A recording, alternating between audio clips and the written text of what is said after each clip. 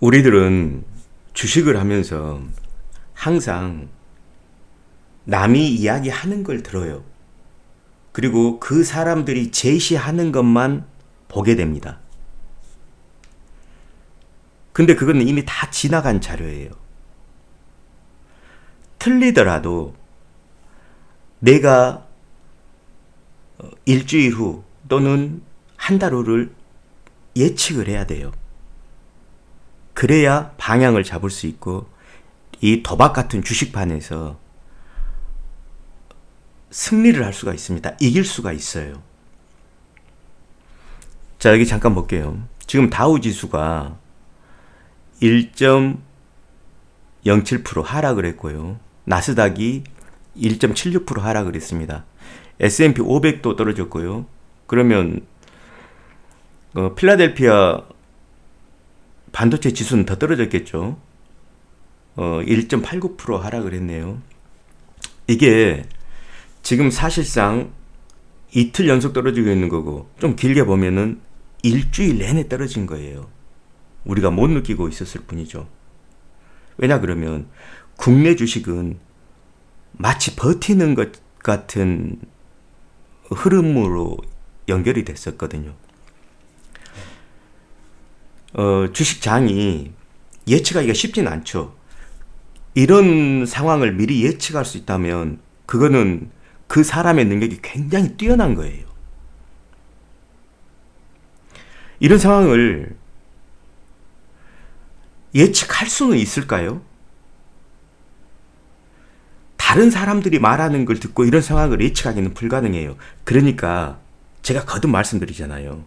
나의 생각이 있어야 된다니까요. 나의 기준이 있어야 돼요. 그러니까 저는 다른 사람 말을 잘 안 들어요. 증권 방송도 저는 실제로 잘 안 봅니다. 그냥 나오는 뉴스, 구글에서 나오는 뉴스, 네이버에서 나오는 뉴스, 저는 이런 것만 가지고 제가 가지고 있는 사소한 지식, 이런 걸 바탕으로 해서 논리를 만들어내거든요. 제가 이 전번 일요일 날 여러분께 이런 상황을 미리 말씀을 드렸는데요. 그 방송 한번 다시 한번 들어보게요.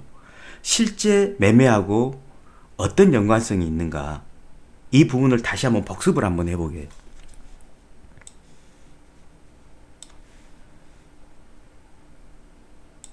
지금 국제 금리가 어떻게 되고 있는지요?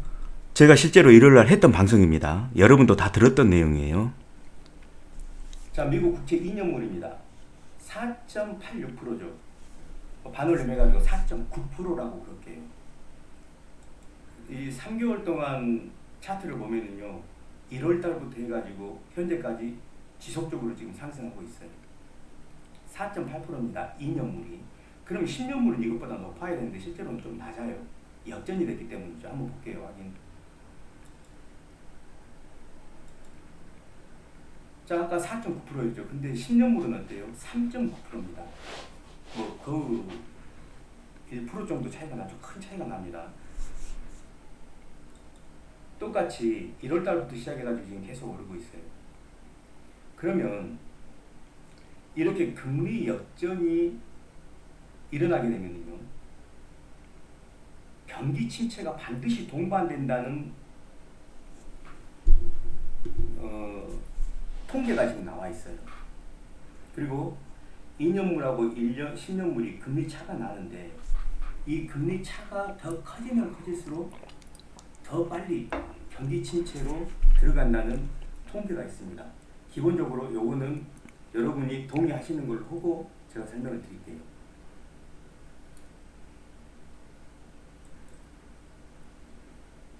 자, 10년물요. 그리고 2년물이 있습니다. 원래 10년물이 금리 인상을 함으로 해가지고 조금씩 이렇게 올라가요. 우상향에서 똑같이 올라갑니다. 원래 1.8%에서 시작해가지고 지금 3.9%까지 올라가 있습니다. 2년물은요, 10년물보다 조금 아래 금리에 있었는데 이게 시간이 기준금리 인상을 하면서 급격하게 상승을 해가지고 역전이 됩니다. 역전이 돼가지고 지금은 오히려 10년물보다 더 높아져 있어요. 그래서 2년물은 4.9%, 10년물은 3.9%. 지금 이 정도 상승되어 있습니다. 자, 역전이 됐다는 것은 경기 침체가 동반된다고 말씀드렸죠. 폭이 커지면 커질수록, 그러니까 금리 차가 커지면 커질수록 더 빨리, 더 강하게 리세션이 올 수 있다고 말씀드렸죠. 자, 그럼 아까 중국이 인플레이션을 지금 자극하고 있죠. 그리고 미국 같은 경우도 국내 상황이 실업률 좋죠. 또 물가 상승률도 전번 달보다 오히려 이번 달이 더 많이 오르고 있거든요. 그러니까 물가 상승이 더 빨리 되고 있어요. 지금 생각했던 것보다, 전망치보다. 자, 그런 상황인데 그런 것들이 어떻게 되죠? 금리 인상을 자극하고 있잖아요. 자, 금리 인상을 자극하니까 금리 인상을 하면 할수록 2년물이 어떻게 돼요? 10년물하고 역전이 되고 차이를 내면서 더 큰 격차를 벌이게 되죠. 금리가 더 큰 격차를 벌이게 돼요. 금리를 올리는 요인이 많으면 많을수록, 더 강하면 강할수록 2년물이 더 많이 올라가가지고 10년물하고 금리 차이가 더 많아지게 됩니다. 이게 많아지게 되면 뭐라고 그랬죠? 리세션으로 간다고 그랬잖아요.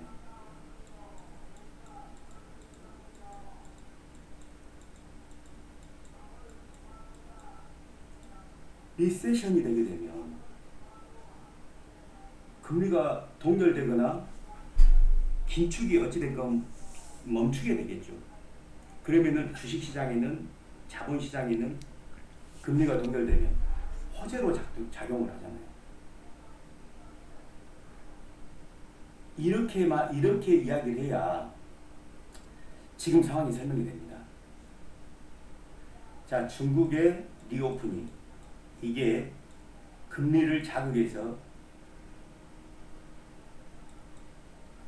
2년물 국채 금리를 더 올리게 되고 10년물 국채 금리하고 더 차이가 벌어지게 되고, 그리고 나서 리세션이 올 가능성이 더 높아진 거예요.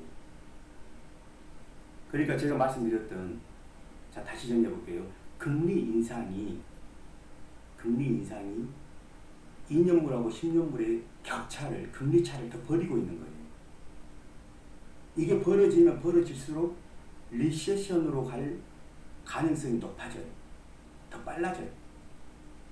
그러면 곧 있으면 이런 식으로 벌어진다 그러면 곧 있으면 금리가 정점에 이른다는 소리죠. 최종 금리에 도달한다는 소리예요. 그러니까 시장은 이 부분에 대해서 호재로 인식을 하고 있는 것 같아요. 제가 봤을 때는. 그러니까 0.25% 올리는 것보다 0.5% 올라버리게 되면 2년물 국채금리는 더 치솟게 되겠죠. 그러면은 경기 침체에 더 가까워지겠죠. 그러면 긴축을 멈추게 될 거라는 거예요. 이렇게 설명을 해야 지금 상황이 설명이 됩니다. 이 영상은요, 일요일 날 제가 여러분께 말씀드렸던 대목입니다. 전번주, 그러니까 이번주 말고요. 전번주, 여기 날짜가 나오죠. 3월 5일자 영상이에요. 그러니까 전번주는 시황이 좋았잖아요. 지수가 막 오르고 있었고. 근데 우린 아무도 몰라요. 왜 지수가 떨어질 상황인데 지수가 올라갔는지 다 의아해했어요. 근데 이걸 제대로 똑바로 설명할 수 있는 방법이 없는 거예요. 그래서 제가 증권 방송에서는 하지 않는 이야기를 여러분께 말씀을 드린 거예요. 물론 이렇게 말씀드렸다고 해서 그러면은 지금 지수가 떨어지고 있는데, 글로벌 지수가 떨어지고 있고 우리나라 지수도 폭락하고 있는데 이거를 설명할 수 있었을까? 예측할 수 있었을까? 이영수 너는 그럼 이걸 다 예측했단 말이야? 그래요. 예측하는 게 쉽진 않아요. 그렇지만 제가 항상 말씀드리잖아요. 틀리더라도 내가 납득할 수 있는 예측을 할 수 있어야 돼요. 남이 하는 말만 듣고 그대로 내 돈을 투자해서 내 계좌가 작살이 나는 것보다는 남의 말을 비판적으로 듣고 내가 정말로 내 논리에 맞게끔 받아들일 수 있어야만 해요. 그냥 남이 하는 말은 큰 방송이니까, 영향력 있는 방송이고 어디 박사가 나와서 하는 얘기니까 무조건 맞다, 이게 아니고요. 내가 납득할 수 있어야 된다니까요. 내가. 그래서 제가 가설을 세운 거예요. 자, 다음 내용 얼마만큼 기가 막힌 말을 하나 한번 볼게요. 제 자랑하려고 하는 게 아니에요. 앞으로 여러분들이 스스로 해 나가야 될 것이니까 한번 말씀을 드려보는 거예요. 여러분 제 말을 안 들어도 돼요. 아무 상관없어요. 내 계좌 빵꾸 나는 거 아니니까.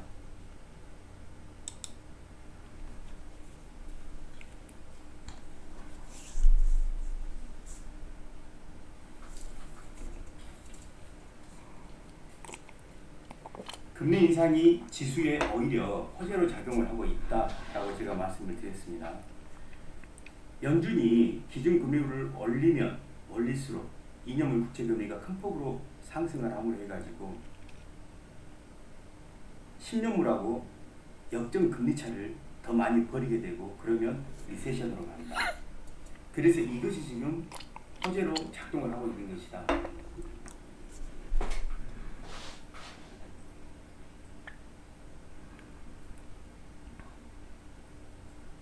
자, 제가 이렇게 가설을 세우고 나면은요, 아직 뭔가 조금 부족합니다. 그러면 다음엔 어떻게 되는데, 다음 장면을 보기가 예측하기가 쉽지가 않아요. 그러면 다음 장면을 보려면은요, 여기에 한 가지 가설이 더 붙어야 됩니다. 자, 제롬 파월이요, 이전 FOMC에서 디스플레이션이라는 말을 사용을 했습니다. 물가 상승이 진정되고 있다, 이렇게 말을 했어요. 근데 그 말이 나온 이후로 시장이 안도를 하면서 오히려 물가가 오르고 여러 가지 지표들이 더 좋게 나와버렸습니다. 실업률도 더 적어지고 실업급여를 청구하는 사람들 수도 더 적어지고 시장이 오히려 거꾸로 가버렸어요. 그래서 제롬 파월이 시장을 잘못 판단했다라고 이야기를 합니다. 근데 여러분, 제롬 파월처럼 노련하신 분이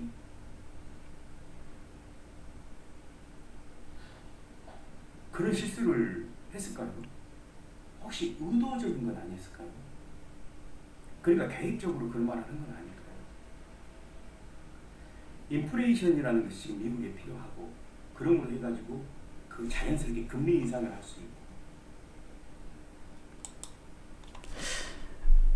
이 영상은요, 전번주 영상입니다. 그러니까 지수가 좋을 때 만든 영상이에요. 그런 상황에서 지금 이렇게 지수가 폭락하는 걸 예측하는 대목이 나오는데요. 그 대목이 뭐냐 그러면 바로 이 부분이에요. 미국이 인플레이션을 즐기고 있어요, 지금. 인플레이션이 떨어질 수도 있는데 떨어지려고 그러면 있잖아요, 희망을 주는 거예요. 왜? 금리 인상이라는 게 뭐예요, 여러분? 제가 방송에서 누누이 말씀드렸잖아요. 마법을 부리고 있잖아요. 미국이 달러를 엄청나게 찍어내는데도 달러가 어때요? 강하잖아요. 이거 마법이잖아요. 상식에 어울리지 않는 지금 상황이 벌어지고 있는 거예요. 그래서 제가 말씀드리는 거예요. 제롬 파월이 의도적으로 인플레이션을 만들고 있다. 인플레이션이 떨어지려고 하면은 다시 기대감을 줘요. 금리 인하를 할 것처럼. 그리고 또 인플레이션을 또 유발시켜버려요. 왜? 말씀드리잖아요. 미국이 원하는 것은 달러 강세예요. 이렇게 생각을 하면서 다음 영상을 한번 계속 봐보세요. 그것이 어떤 의도와 목적을 가지고 지금 계획적으로 이루고 있는 것은 아닌지 제가 좀 의심이 되더라고요. 그래서 이 부분은요, 다음 장면은 러시아하고 우크라이나 전쟁하고 연결이 됩니다. 지금 전쟁은 우크라이나에서만 일어나는 게 아니에요. 미국이 우회적으로 러시아를 지금 공격하고 있는 것입니다. 그래서 이 부분은 시간이 또 오래 걸리니까요. 이렇게 잠깐 말씀드리고 나면은 벌써 25분이 지났네요. 이 부분은 제가 다음 시간에 추가적으로 말씀드릴게요. 지금 강달러라는 이 마법이 왜 생겼을까요? 우크라이나 전쟁 때문에 생긴 거예요. 그래서 안전자산을 더 선호하게 되고요. 미국이 아무리 돈을 찍어서 뿌려도 오히려 달러가 강해지는 거예요. 기본적으로 이걸 아셔야 돼요. 지금 미국이 방출한 달러로 따진다고 그러면은 미국이 이렇게 강달러가 되면 안 되는 것이죠. 그러니까 지금 미국은요, 완전히 꽃놀이패를 가지고 있는 거예요. 제가 거꾸로 한번 얘기해 볼게요. 미국이 지금 금리 인상을 막 하잖아요. 그럼 만약에 디플레이션으로 경기 침체로 바로 들어갔다고 해봐요. 그러면은 미국은 금리 인상이라는 패를 가질 수가 없기 때문에 달러가 약해질 수밖에 없어요. 디플레이션으로 가면 금리가 약해지고 달러의 힘이 약해진단 말이에요. 그러니까 금리를 유지할 수 있는 그 꽃놀이 패 중에 하나가 인플레이션을 빌미로 지금 강달러를 유지하고 싶은 거예요. 미국 입장에서는. 그것이 우크라이나 전쟁이 도움이 된다는 거예요. 그러니까 미국이 전쟁을 안 끝내는 거라니까요. 자, 그 다음에 제가 여러분께 어떤 준비를 하라고 했는지 바로 영상 이어서 보겠습니다. 다만 우크라이나하고 러시아가 전쟁이 끝날 수 있다 그러면 글로벌 정치는 좋아질 수 있겠죠. 리레이팅 될 가능성이 있습니다. 그러니까 지금 상황이 조금 우려스럽긴 해요. 여러분들은 지금 당장의 문제, 목요일 날 있는 저기 있잖아요. 그러니까 미국은 그런 거예요. 우크라이나 전쟁이 끝나면 달러가 약세로 전환될까봐 전쟁을 밀어버리는 거예요. 제가 이제 앞으로 내일 여러분하고 이제 마지막 방송을 하게 되는데요. 제가 지금 하려는 다음 장면이 바로 그 장면이에요. 이제 이거는 제가 내일 밤에 여러분하고 마지막 방송을 하면서 마무리를 짓도록 하겠습니다. 그리고 다음 대목 한번 봐보세요. 그러면 우리가 미리 준비할 수 없었을까? 여러분들이 증권 방송에 나오는 모든 것들과 실제 상황과 맞지 않는다고 판단해서 의심을 했다고 그러면 얼마든지 지금 상황을 대비할 수 있었어요. 주식시장이라는 것은 기본적으로 변동성을 가지고 있어요. 마냥 오르는 게 아니에요. 오르면 내리는 것이 시장이거든요. 얼마든지 대비할 수 있었다니까요. 자, 다음 장면 보시겠습니다. 선물 옵션 동시 만기 여기에 좀 대비를 하셔야 되고요. 그리고 미국 같은 경우도 3월 셋째 주 금요일 날이 선물 옵션 동시 만기일입니다. 아마 3월 17일인가 되는 것 같아요.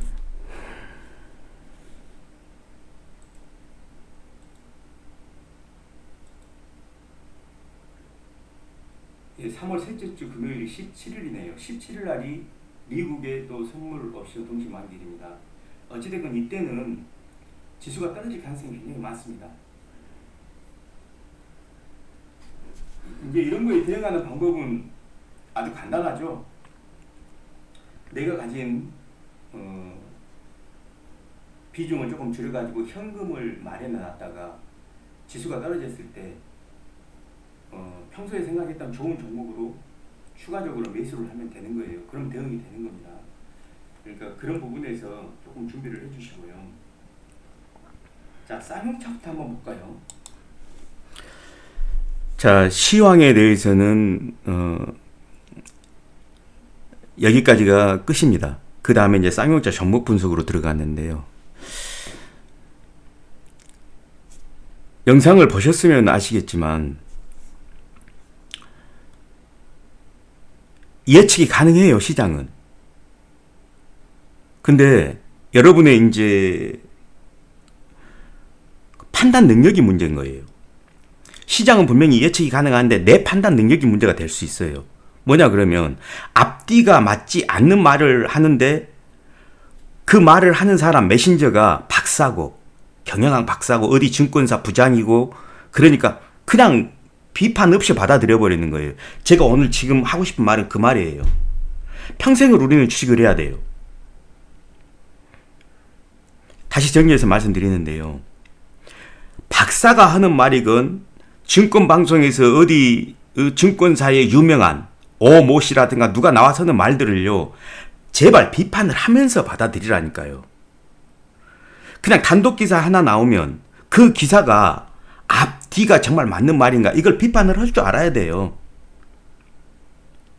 만약에 그런 비판을 의문을 갖지 않고 여러분이 20년 30년을 더 주식을 한다 해도 제가 봤을 때는 그럼 맨날 제자리 걸음이에요. 그러니까 제가 이제 내일 마지막 방송을 하는데요. 제가 없더라도 그냥 저는 아주 존재감이 없는 유튜버잖아요. 여러분들이 제 말을 믿어주지도 않으시고요. 근데 혹시라도 제 말을 믿을 10사람, 20사람을 위해서 이 영상을 제가 요약해서 한 번 더 올립니다. 여기까지 하겠습니다.